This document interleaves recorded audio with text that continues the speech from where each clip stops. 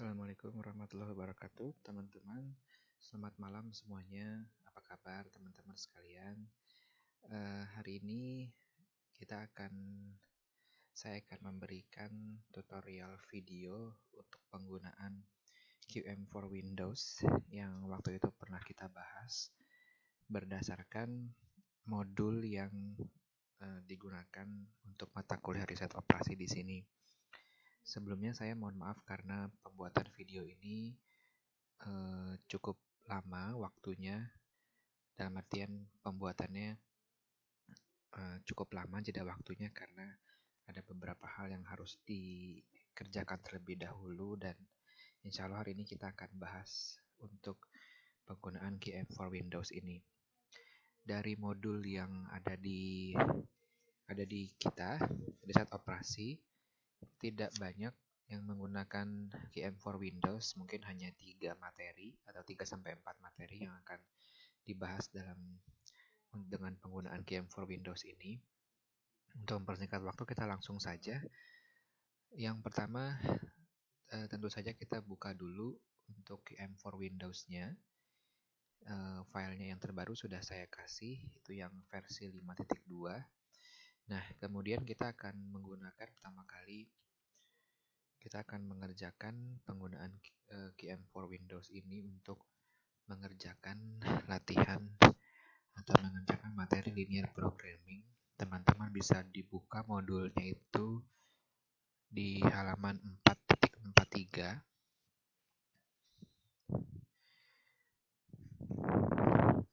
Di halaman 4.43, kegiatan belajar 3 dari linear programming modul 4 itu adalah penggunaan QM for Windows.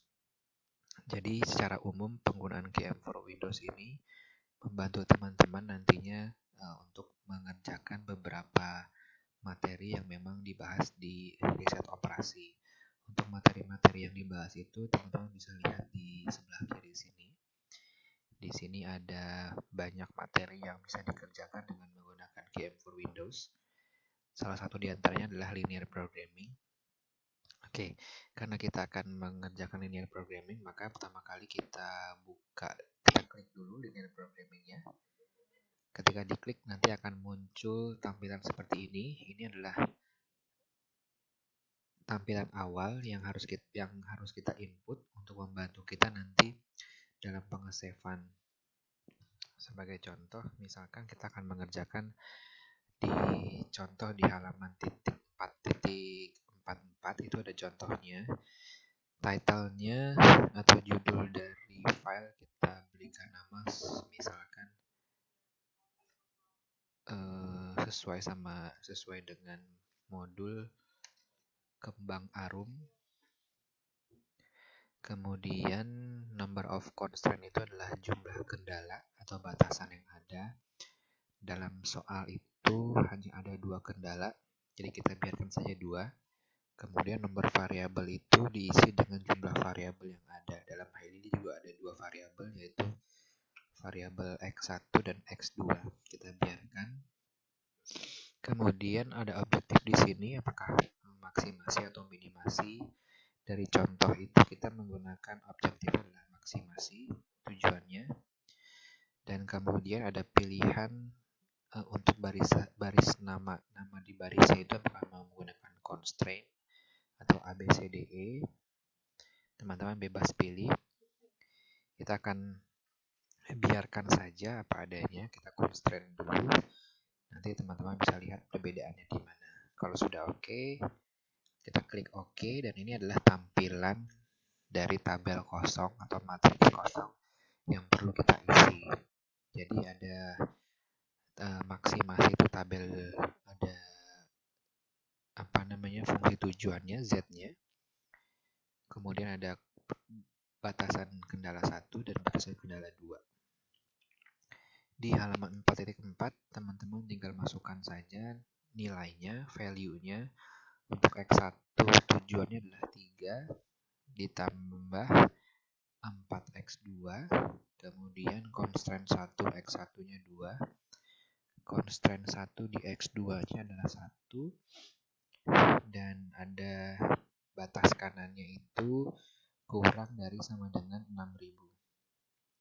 Nah, kita bisa ganti jika dia mau lebih dari atau sama dengan di sini ya. Ini mudah, kita tinggal ganti saja.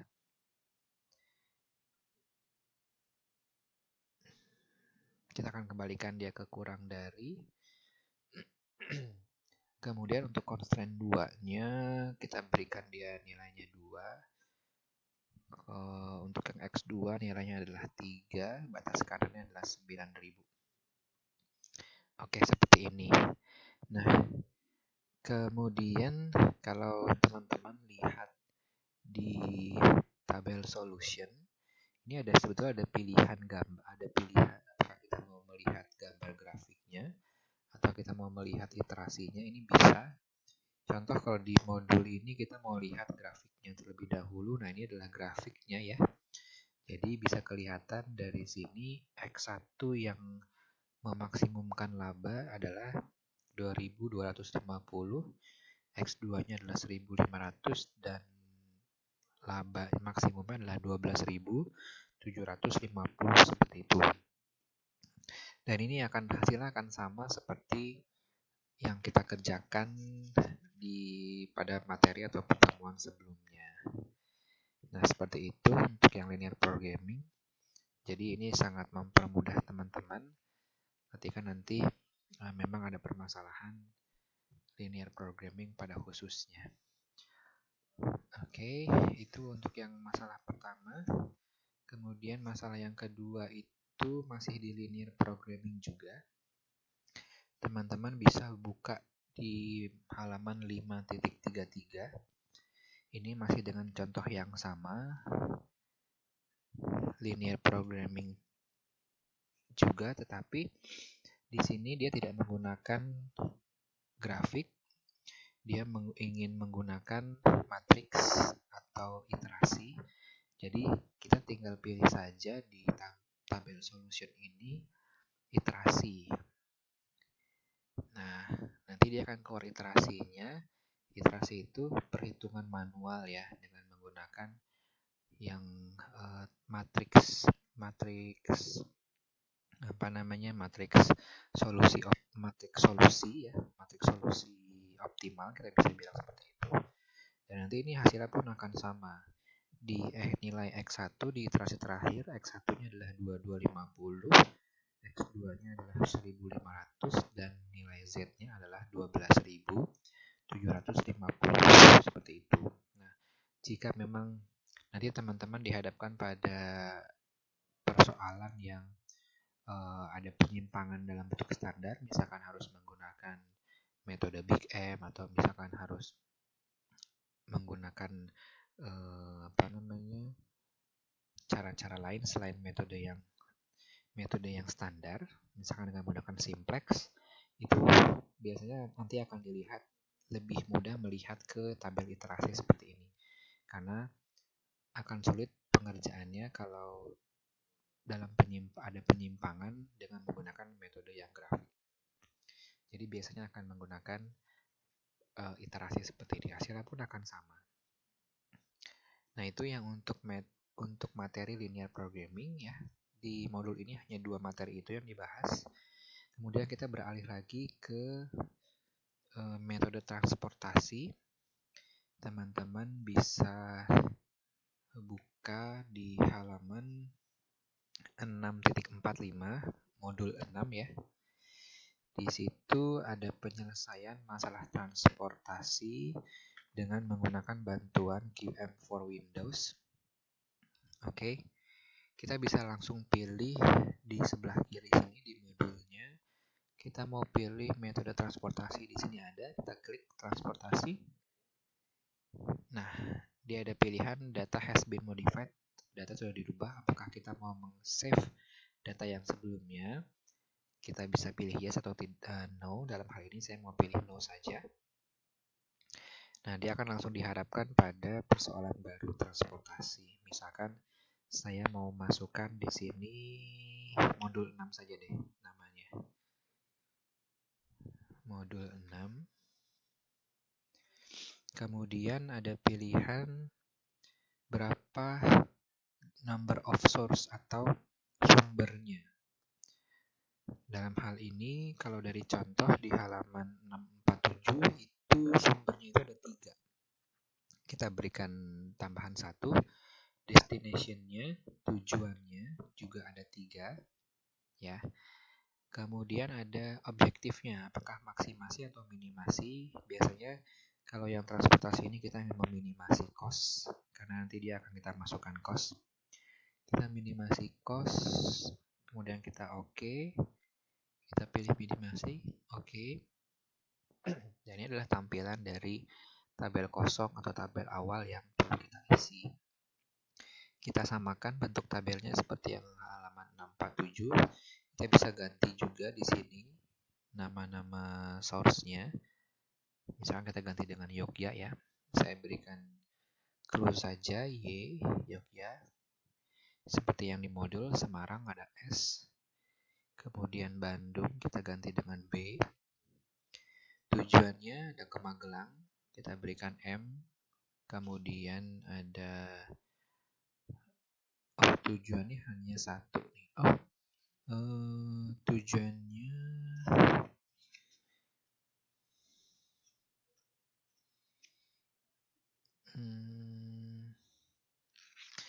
ini salah nih bukunya nih, harusnya dari Yogya, Semarang, Bandung.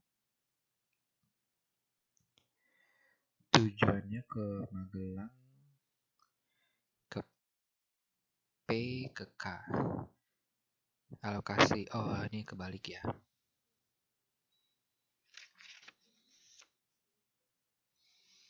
Sebentar. Dari Magelang ke Surabaya.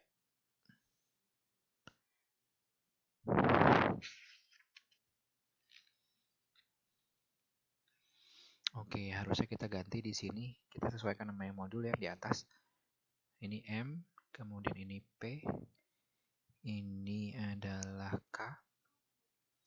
Magelang, Pati, Kediri akan disuplai ke Yogyakarta, kemudian Semarang, dan juga Bandung. Nah, kita isikan angka-angkanya. Ini adalah cost di sini ya, 15. Costnya 15. Ini 3, kemudian 18. Dari Pati ke Yogya 17. Pati ke Semarang 8. Pati ke Bandung 30. Kemudian dari Kediri ke Yogya 18. Kediri ke Semarang 10. Kediri ke Bandung 24. Kita cek lagi apakah sudah betul. Ya sudah, demand-nya untuk Yogyakarta 60, Semarang 40, Bandung 20. Sedangkan kapasitas di Magelang 30, Pati 40, dan Kediri 50. Sehingga totalnya akan sama di sini 120. Oke, kemudian kalau sudah kita bisa langsung klik. Ini kita bisa pilih metodenya ya. Metode di sini kita bisa ganti, tapi kita ikuti saja yang ada di sini. Kita belum bilang metode apa, dia masih pakai any starting method. Biasanya yang digunakan pertama kali metodenya adalah metode NWC. Kalau sudah itu kita pilih solve. Nah, akan seperti ini bentuknya, sama ya. Jadi dari Yogya ke Magelang, dari Magelang ke Surabaya kita jumlah yang dikirim itu 30. Kemudian di sini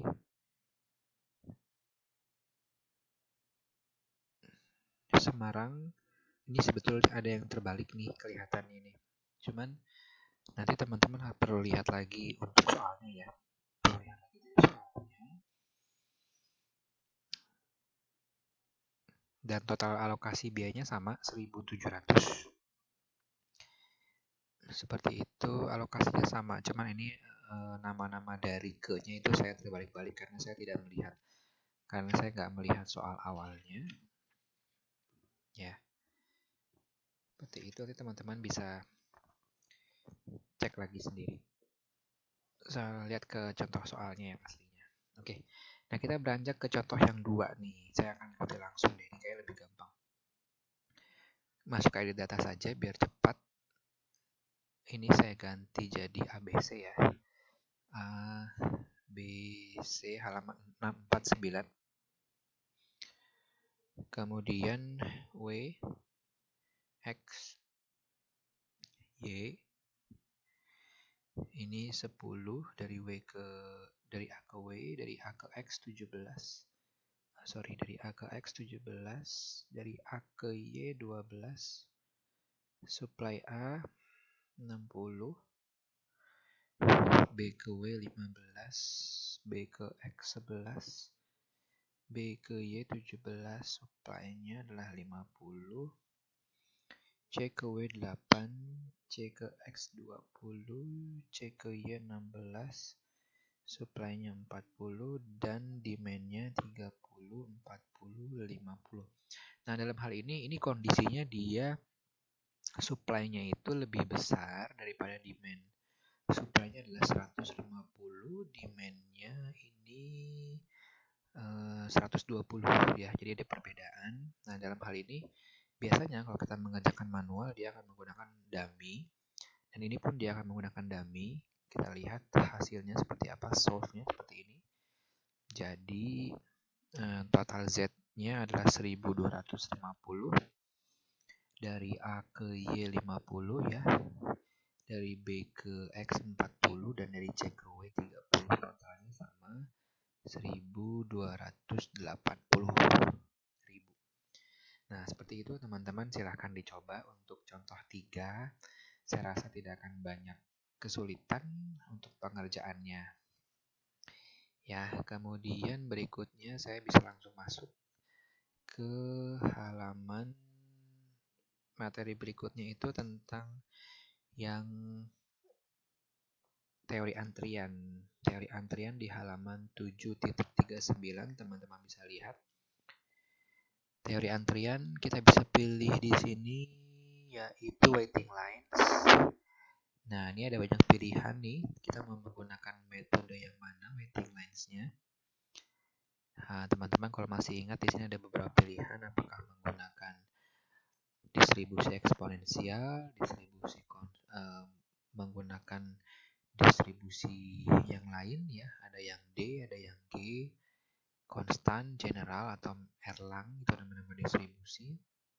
Kalau dalam hal ini, kalau tidak salah kita menggunakan kapasitas dan pelayanannya itu terbatas ya. Yang contoh 2. Contoh 2 modul 1, metodenya distribusi Poisson, satu fasilitas, jumlah masukan tak terhingga dan tidak terbatas. Nah, ini adalah yang Poisson, distribusi Poisson ya, yang general. Ups, ini saya harus tidak usah, no. Nah, tadi sudah saya pilih yang MMS, yang modul 1 ya. Contoh 2, model 1. Judulnya kita berikan judul misalkan antrian. Kemudian apakah menggunakan analisis cost biaya, pakai cost analysis. Kita langsung saja oke. Nanti bisa diganti-ganti lagi kok. Kemudian sesuai dengan data yang kita punya, kita masukin aja. Arrival rate-nya 3, service rate-nya 8, number of services 1, service cost-nya 500.000, waiting cost-nya 100.000.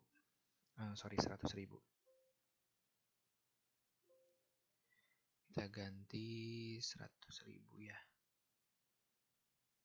Seperti ini. Dan ini dengan mudah kalau kita solve langsung dapat hasilnya. Nah, seperti ini. Langsung dapat average server utilization-nya sama ya. Kalau mau lihat dibuat jadi 3 angka di belakang koma bisa. Hasilnya seperti ini.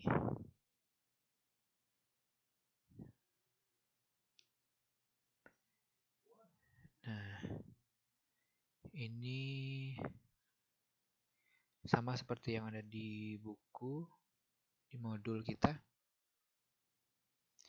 Average server utilization 0,375, average number in queue-nya 0,225, average number in system-nya 0,6, average number in queue-nya 0,07, average time in system 0,2, cost labor-nya waiting menunggunya adalah 522.500, dan cost untuk labor dalam sistem itu adalah 560.000. Nah, teman-teman nggak usah khawatir kalau memang ternyata tidak sesuai atau ingin diganti, tinggal di edit data. Nah, di sini kita tinggal mengganti data-data yang mau kita rubah, atau kalau misalnya kita mau menggunakan metode yang berbeda, parameternya kita tinggal pilih parameter lain, apakah menggunakan eksponensial, Erlang, Poisson, dan lain-lain. Di sini ada pilihan-pilihannya. Nah, seperti itu ya, sangat mudah untuk yang antrian. Dan yang terakhir itu modul 8, yaitu untuk yang jalur kritis CP4. Kalau teman-teman masih ingat, halaman 8.15, saya akan pilih di sini adalah metode yang project scheduling. Mana nih project? Oh, ini dia, project management. Ada beberapa pilihan juga project management. Kita pilih yang single time estimate. Oke, kita ganti namanya, misalkan adalah saya ganti misalkan CPM ya, atau modul 8. Modul 8. Aktivitasnya kita masukin berapa aktivitas di sini. Kalau teman-teman masih ingat, di sini ada 7, 5, 6, 7, 8, ada 8. Nomor aktivitas ada 8, kita ganti.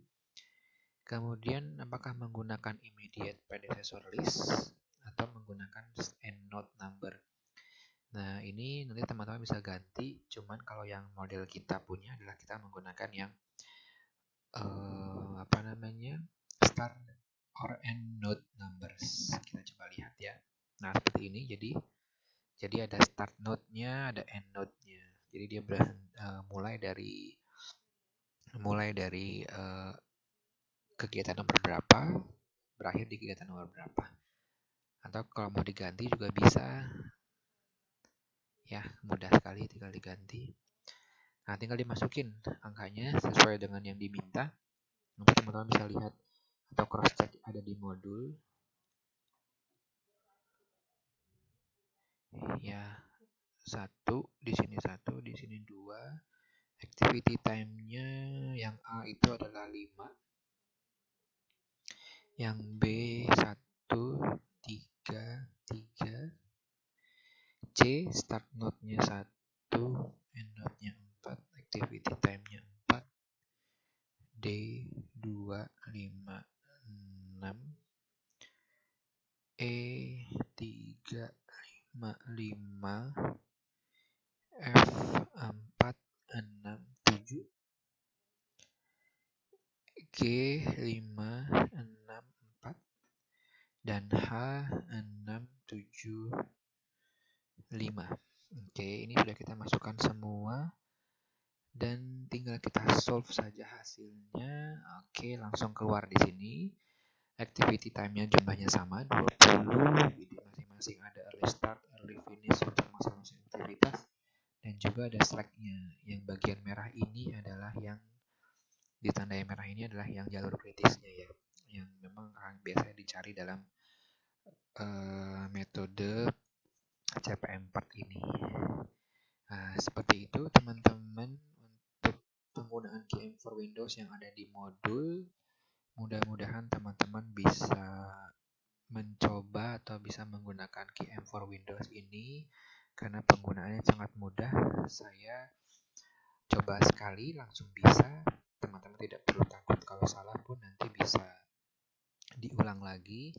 tinggal diedit datanya seperti itu dan nanti akan keluar hasil yang diminta. Sekali lagi, penggunaan software QM for Windows ini untuk membantu teman-teman mempermudah dalam hal pengerjaan dan juga efisiensi waktu, tetapi perlu diingat juga kita konsep berhitung juga perlu kita ketahui sebelumnya agar nanti logika berpikirnya kita dapat. Gitu. Teman-teman, terima kasih atas perhatiannya. Selamat ujian tanggal 7 Mei nanti. Mudah-mudahan ujian lancar, berjalan lancar, dan teman-teman bisa lulus semua. Terima kasih, saya akhiri sampai di sini. Wassalamualaikum warahmatullahi wabarakatuh.